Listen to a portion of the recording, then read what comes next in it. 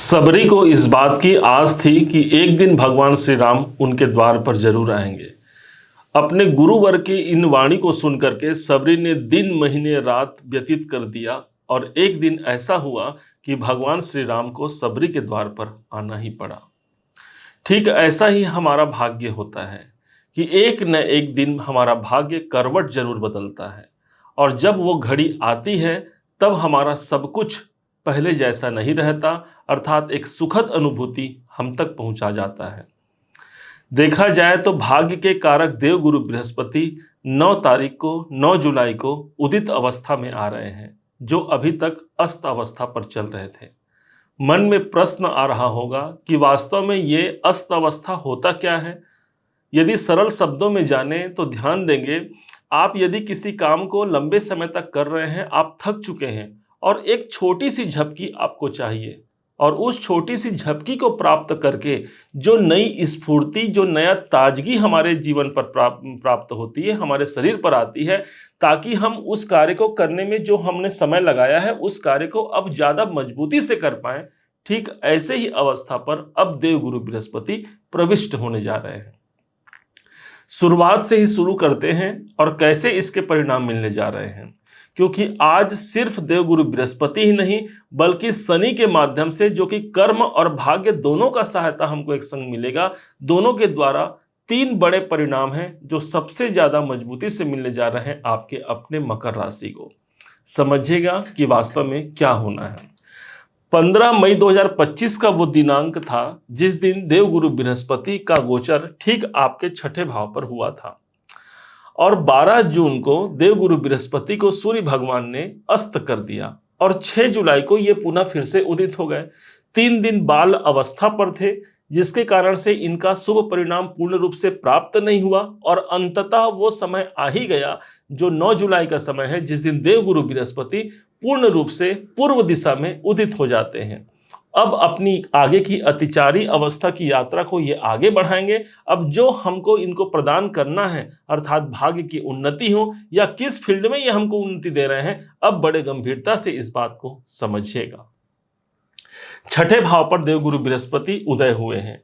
अब कहा गया है कि इनके पास जो प्रथम दृष्टि है और वो दृष्टि सबसे ज्यादा महत्वपूर्णता अपने अंदर विद्यमान रखती है। उस हिसाब से 1 2 3 4 5 अब इनका जो प्रथम प्रभाव आएगा वो ठीक हमारे 10वें भाव पर आएगा और ये स्थान है मकर राशि के कैरियर का स्थान। जिस राशि पर ये 7 नंबर की राशि पर अपनी दृष्टि दे रहे हैं वो स्वयं शुक्र का घर है। ध्यान दीजिएगा, शनि इसका गुरु का शुक्र के संग बहुत अच्छा संबंध नहीं है। अब यहां पर देवगुरु बृहस्पति फिर कैसे अच्छा प्रभाव देंगे, इसका 2 उत्तर है।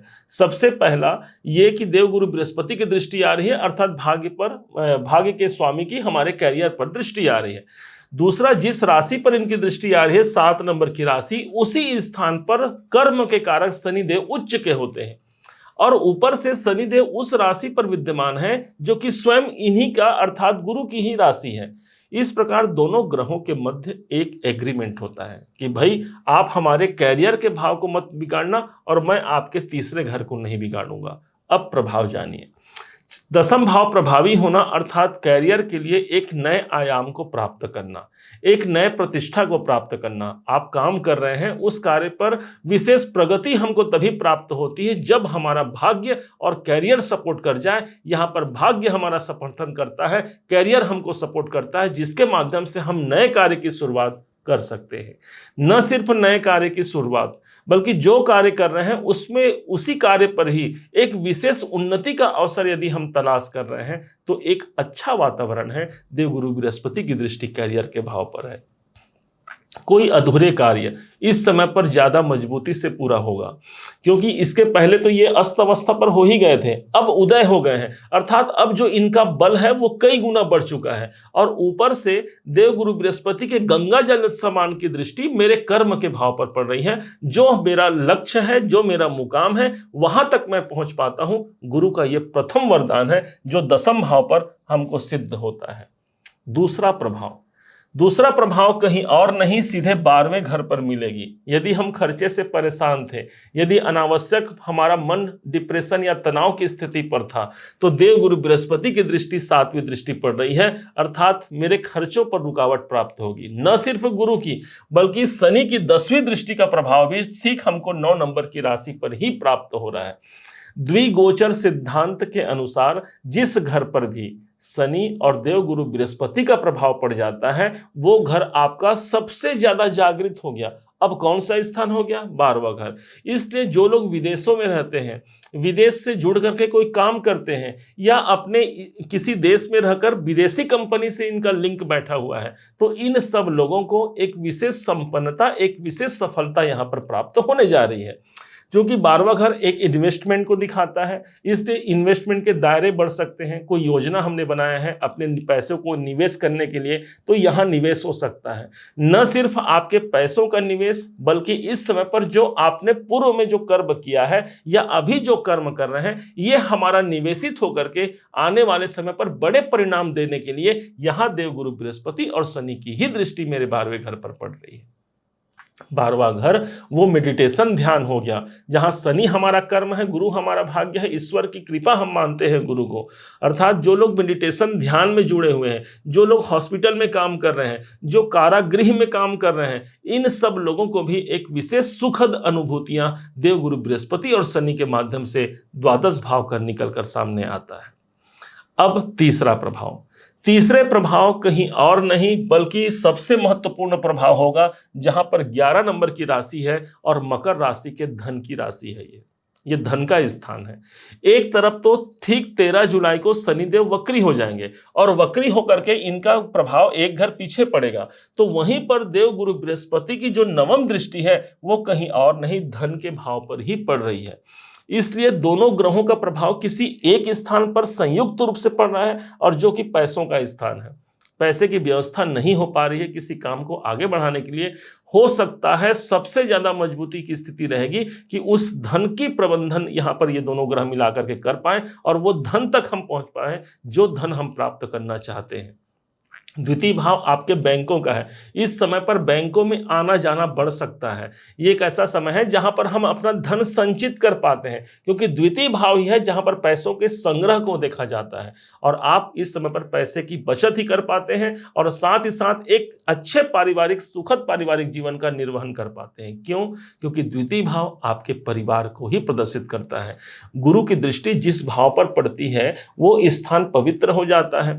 इसलिए कौटुंबिक स्थितियों को लेकर के यदि हम अशांत परेशान हैं, तो अब भाग्यवर्धक दृष्टि देव गुरु बृहस्पति की उदित अवस्था की जो दृष्टि है वो कौटुंबिक गतिविधियों को एक सुखद परिणाम के रूप पर तब्दील करेगा। हो सकता है कि परिवार में, कुटुंब में कोई मांगलिक कार्य हो, कोई विवाह हो, कोई संतान का जन्म हो, ये सब सुखद अनुभूतियां हमको प्राप्त होने जा रही हैं।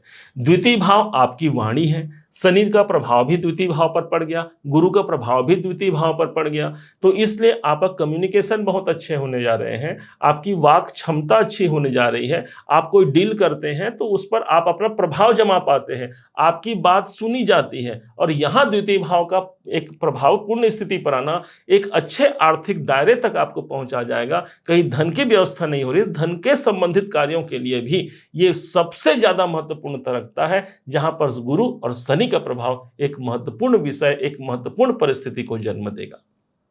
अब कौन से कार्य हमको करने चाहिए?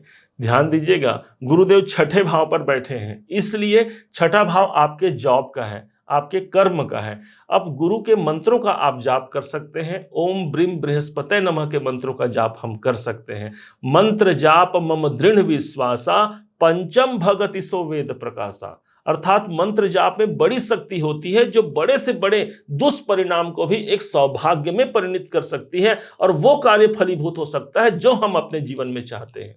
और इसलिए गुरु के मंत्र का जाप कीजिए। यदि आप स्वयं गुरु दीक्षा ले चुके हैं तो गुरु के जो मंत्र प्राप्त हुए हैं वो सबसे बड़ा रामबाण आपके लिए काम करेगा। इसलिए गुरु मंत्रों का हमेशा अनुसरण करना चाहिए, उनके मंत्रों का जाप करना चाहिए। यदि आपने गुरु दीक्षा नहीं लिया है तो सारे जगत के एक ही गुरु हैं और वो है भगवान शिव। इसलिए भगवान शिव के मंत्रों का जाप, नमः शिवाय का जाप कीजिएगा, क्योंकि इस कार्यकाल पर ऑलरेडी पहले से ही, क्योंकि 18 अक्टूबर तक ये गुरु का प्रभाव रहेगा जो हम बता रहे हैं, उस समय पर शुरुआत में जो समय मिलेगा वो श्रावण का महीना मिलेगा और श्रावण के मास में भगवान शिव की आराधना कभी विफल नहीं होती। भगवान हमारे कार्य को पूर्ण करते हैं। भावी मेट सकत त्रिपुरारी, भगवान शंकर जी में वो सामर्थ्यता है कि यदि हमारे मस्तक पर कोई दुर्भाग्य भी लिखा है तो उसको वो सौभाग्य में परिणित करा जाते हैं। उम्मीद है आप सबने इसे समझा, आप सबने इसे जाना। यदि आपने इसे समझा है, जाना है, मेरे समझाने का प्रयास यदि आपको सार्थक लगा हो, मेरे समझाने का तरीका यदि आपको सार्थक लगा हो, तो हर बार की भांति इस बार भी अपना प्यार भरा लाइक और कमेंट करना कभी मत भूलिएगा।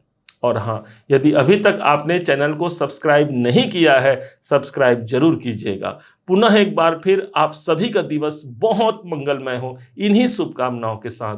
जय श्री राम।